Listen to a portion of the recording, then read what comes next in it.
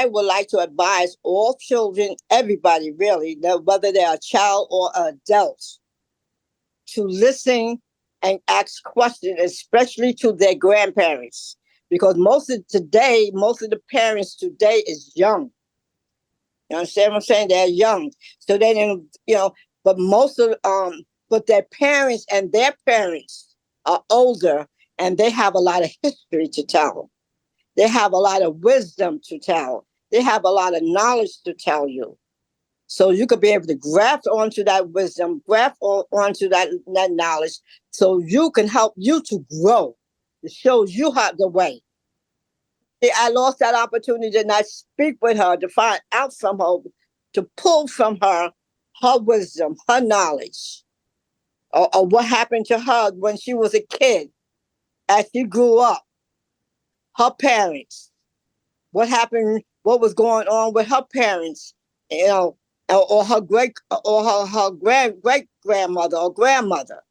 I was not able to do that, and I wish I did that. Everything that I learned to learn how to cook, I learned it from my mother. Or everything was not from the store, but from homemade. So she taught me how to make biscuits and different other breads.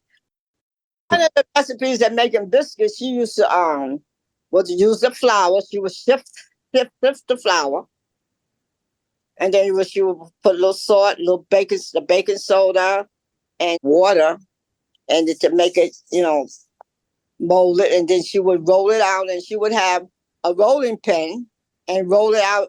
First, you would sprinkle the flour on the tables, and then put the dough on top of it and roll it out really good. And she would have something like a cup, and that cup would be the measurement for the biscuits. I think I may have made them once or twice in my life.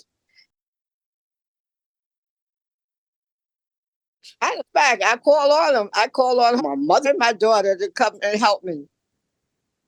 I believe in the spirits, so I call on them. Come help me, show me, making sure that I'm preparing. And then after every the food and everything is done, then we take a little small dish, a portion, and we put a portion of every little small portion on that, and that goes on to the altar to my ancestors, which is her and my daughter and my children that pass on. I do communicate with her because I have her on one of my picture stands, and I do light a candle to her, and I say my little rituals that I will say, but I'm not going to say whatever. And then I have another table that I have for my daughter and my children.